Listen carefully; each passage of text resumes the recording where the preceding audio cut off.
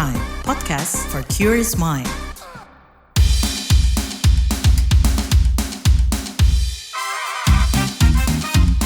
What's Trending KBR Pagi, siaran pagi radio paling update. Selamat pagi, apa kabar? Di pagi hari ini Rabu 31 Januari 2024 di What's Trending KBR Pagi kita bahas mengenai milenial hadapi krisis pangan. Kalau ngomongin soal masalah perut memang nggak bisa ditawar-tawar ya. Tapi gimana dengan ketersediaan pangan kita? Apakah sudah terjamin? Dari Menteri Pertanian Mentan Andi Amran Sulaiman pada pekan lalu juga sudah memastikan kalau krisis pangan telah dilewati. Kata dia bulan ini aman, 3 bulan ke depan sudah aman karena bakal panen. Lantas untuk berikutnya gimana? Krisis mungkin terlewati sementara, tapi akankah kita menghadapi krisis lagi di masa mendatang? Kita tahu bahwa beberapa kali Kepala Badan Meteorologi, Klimatologi, dan Geofisika BMKG Dwi Korita Karnawati juga menyebut ancaman krisis pangan sebagai dampak dari perubahan iklim bukan sekedar isapan jempol saja. Kata dia juga ancaman krisis pangan makin nyata dan menghantui banyak negara di dunia. Organisasi Pangan Dunia FAO bahkan meramalkan di 2050 mendatang dunia akan menghadapi potensi bencana kelaparan akibat perubahan iklim sebagai konsekuensi dari menurunnya hasil panen dan gagal panen. Semestinya kita juga perlu bisa menunggu sampai tahun 2050 tanpa berbuat sesuatu. Sayangnya bidang pertanian juga nggak lagi menarik minat anak muda, khususnya dari generasi Z. Dari hasil survei Jakpat tahun 2024, hanya 6 dari 100 generasi Z berusia 15-26 tahun yang ingin bekerja di bidang pertanian. Banyak sejumlah alasan kenapa banyak generasi Z yang nggak pingin kerja di bidang pertanian. Dari survei itu juga didapati alasan tertinggi responden adalah tidak ada perkembangan karir. Selain itu juga disusul alasan penuh resiko, pendapatan kecil, tidak dihargai dan tidak menjanjikan. Kita akan bahas lebih lanjut setelah Netizen Plus 62 berikut ini.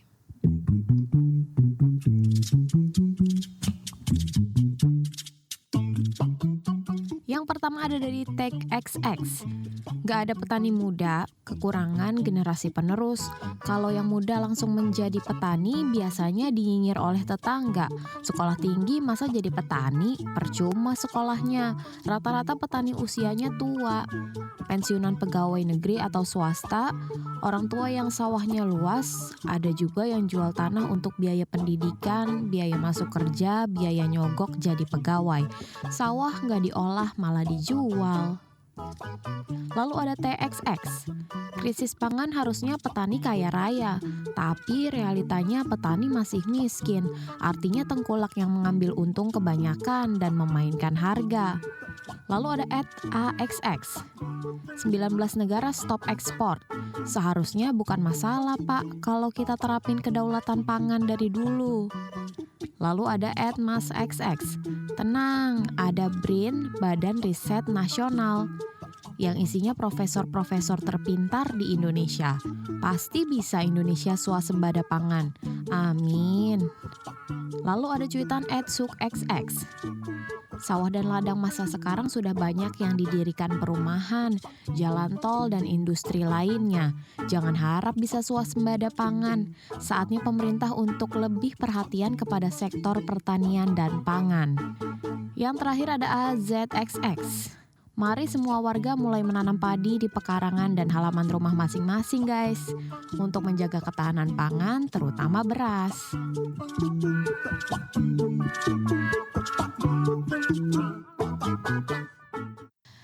Apa sebetulnya tantangan pertanian yang Anda hadapi di Indonesia? Ya, kalau waktu dalam tahun ini ya, Pak, ini yang paling dirasakan itu dampak dari perubahan iklim El Nino. Nah, dari perubahan iklim El Nino ini jadi turun hujan itu jarang banget dalam tahun ini. Nah, dengan demikian ketersediaan air itu juga sangat turun. Selain itu suhu dari permukaan bumi itu kan naik. Itu seperti tanaman, kalau di tempatku kan tanaman itu padi dan holti ya. Itu yang paling terasa itu holti. Holti kultura seperti mangga, melon dan lain-lain itu daunnya itu sampai menguning mengkeriting karena suhunya itu yang cukup panas.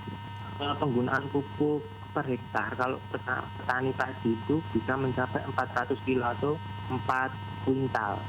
Nah, itu dari jatah subsidi itu yang bisa menyuplai itu hanya 50%. Dengan demikian, petani itu mulai berpikir bagaimana untuk mencukupi pupuk kimia yang subsidi itu.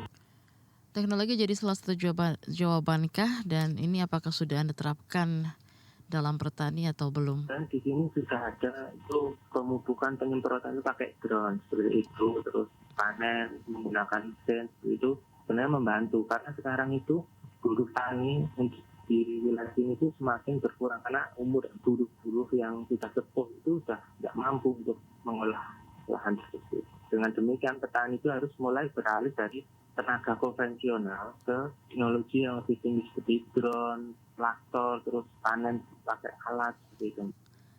Terus apa rekomendasi Anda yang semestinya dilakukan oleh untuk pertanian Indonesia ke depannya? Ada baruan isu untuk kelangkaan pangan di dunia itu, jadi setiap negara itu berlomba-lomba untuk memenuhi kebutuhan pangan untuk setiap negara tersebut. Nah, dengan perbaikan saja sudah seperti itu, seperti ikut serta petani muda seperti itu Mbak. Terus apa yang perlu diperbaiki itu seperti petani muda itu lebih diikut perankan dalam pengelolaan tersebut, serta yang paling penting itu jenis produk makanannya itu Mbak. Karena sebagian besar kan beras kan, mungkin nanti food estate untuk daerah penghasil besar seperti Jawa Tengah, Jawa Barat itu lebih dibentuk lagi untuk beras tersebut Mbak. Terima kasih Lintang, petani muda dari Klaten, Jawa Tengah. Menteri Pertanian Mentan Andi Amran Sulaiman juga membantah adanya kekhawatiran tentang krisis pangan saat meninjau penanaman padi Kelurahan Trimulyo Jetis Bantul, Daerah Istimewa Yogyakarta pekan lalu. Dia bilang bahwa krisis pangan telah dilewati. Menurutnya 3 bulan kemudian akan panen padi dan puncaknya bulan Maret dan April. Ia menjelaskan kebutuhan pangan Indonesia bisa dicukupi dengan menanam padi 1 juta hektar per bulan. Ia juga menyebut transformasi pertanian tradisional ke modern sudah dilakukan. Hal ini supaya bisa bersaing dengan negara lainnya. Kemarin Mentan juga mengakui bahwa generasi Z tidak mungkin tertarik di sektor pertanian kalau tidak menguntungkan. Pihaknya juga sudah mengklaim dengan transformasi ke pertanian modern, maka biayanya juga turun sampai 60% hingga produksi bisa naik 20-50%. Cukupkah demikian? Lantas apa yang jadi masih catatan perbaikan pertanian kita dan apa yang dibutuhkan untuk hadapi ancaman potensi bencana kelaparan? Kita tanyakan kepada Kepala Pusat Riset Tanaman Pangan dari Badan Riset dan Inovasi Nasional BRIN, Yudhistira Nugraha. Pak, kalau soal regenerasi petani yang memang jadi permasalahan saat ini dan masalah pertanian kita supaya tidak menghadapi krisis pangan, gimana? Nah, yang pertama tentunya kalau kami dari BRIN tentunya harus ada inovasi ya. Dari segi bibitnya, misalkan dari segi budidayanya, dari segi pasca panennya, dan seterusnya. Itu mungkin yang diperlukan kalau ingin meningkatkan produksi. Dan sayangnya, yang pertama tentunya petani kita itu rata-rata umurnya lebih dari 48 tahunan kalau tidak ya, 50 tahunan. Dan rata-rata pendidikannya juga pendidikan dasar. Tentunya ini membutuhkan effort yang cukup. Kalau penyuluhnya kuat, inovasi teknologinya mungkin dari BRIN kuat, akan ditransfer, ini akan meningkatkan produksi. Kemudian terkait dengan peranan milenial ya, tadi petani kita sudah berumur dan pendidikannya rendah, memang harus ada upaya yang juga kuat dari pemerintah untuk meregenerasi petani-petani kita. Ada program yang namanya petani milenial, cukup bagus ya, tetapi yaitu bagaimana juga membuat potret pertanian itu tidak kotor, tidak bergelut dengan lumpur, berkeringat dan sebagainya. Nah, ini yang perlu karena ke depan tentunya dengan paradigma ini harus disediakan juga oleh pemerintah bagaimana petani itu lebih modern, menggunakan mekanisasi, misalkan menggunakan alat-alat yang lebih mudah untuk bertani, mekanisasi, mungkin ada sensor misalkan untuk menentukan kebutuhan hara tanaman, ada drone dan sebagainya. Jadi memang benar petani kita harus diregenerasi agar masukan teknologi itu lebih cepat lagi. Oke, tadi dari petani muda kan nemuin kendala soal pupuk ya. Menurut Anda gimana nih mengatasinya? Memang kalau usulan kami sih subsidi tidak dikurangi, tapi bagaimana pendistribusian pupuknya itu lebih terkontrol lagi. Jadi jangan sampai ada pupuk bersubsidi itu digunakan oleh misalkan perkebunan untuk lahan sawit misalkan. Nah, kebocoran-kebocoran itulah yang mungkin diminimalisir ya. Nah, yang sekarang fenomena yang terjadi itu barangnya tidak ada gitu. Barangnya itu ada tapi ketika musim tanamnya lewat. Nah, itu yang harus diperbaiki sistem penyediaannya lah oleh pemerintah. Rekomendasi lain yang perlu diperhatikan untuk sektor pertanian kita seperti apa? Yang paling penting juga bagaimana meningkatkan ketahanan petani terhadap cekaman ancaman dari perubahan iklim. Perlu dibentuk misalkan sekolah cerdas, pertanian cerdas iklim misalnya, yang aware terkait dengan perubahan iklim, bagaimana petani dididik menggunakan air seefisien mungkin misalkan ya. Kemudian bagaimana mengantisipasi pola tanam agar tidak gagal panen dan sebagainya. Petani juga harus diberi pembekalan bagaimana menghadapi perubahan iklim yang memang sedang kita hadapi sekarang ini. Terima kasih Kepala Pusat Riset Tanaman Pangan dari Badan Riset dan Inovasi Nasional BRIN, Yudhistira Nugraha.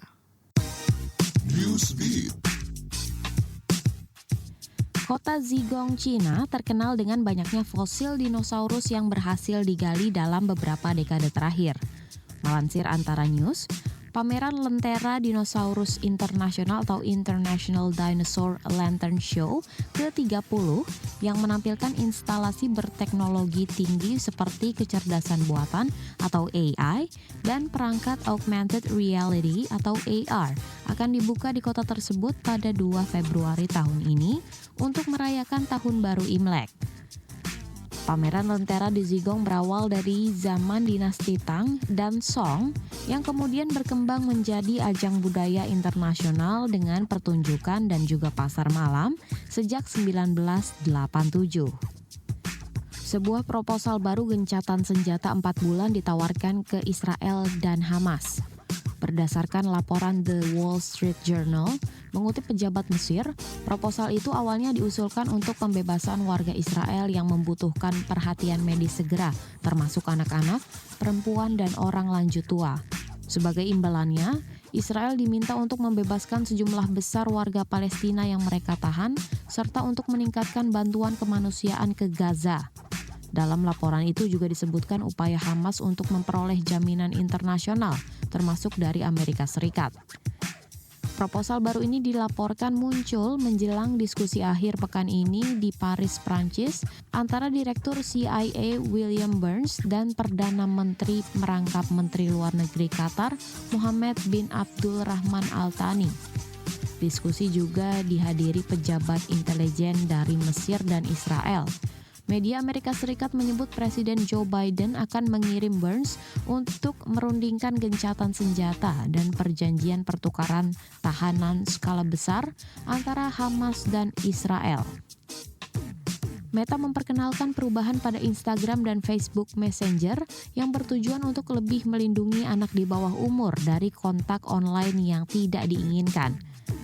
Pembaruan tersebut memberikan pembatasan yang lebih besar pada siapa saja yang dapat mengirim pesan kepada remaja, sekaligus memberikan kontrol lebih besar kepada orang tua atas pengaturan keamanan anak-anak mereka.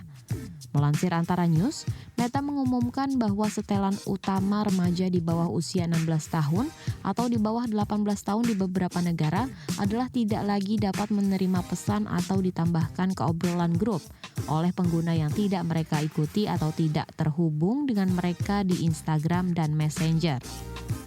Berbeda dengan pembatasan sebelumnya yang hanya membatasi orang dewasa berusia di atas 19 tahun untuk mengirim DM kepada anak di bawah umur yang tidak mengikutinya, aturan baru itu akan berlaku untuk semua pengguna tanpa memandang usia.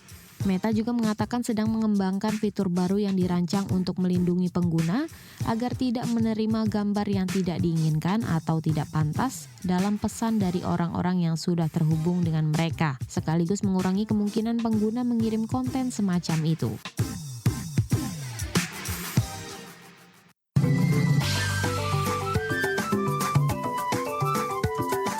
WhatsApp Indonesia. WhatsApp Indonesia dimulai dari Jawa Barat. Menteri Pariwisata dan Ekonomi Kreatif Menparekraf Sandiaga Uno membenarkan adanya tim khusus untuk mengembangkan paket pariwisata di dekat Bandara Internasional Jawa Barat atau BIJB Kertajati guna mendukung pertumbuhan ekonomi masyarakat setempat.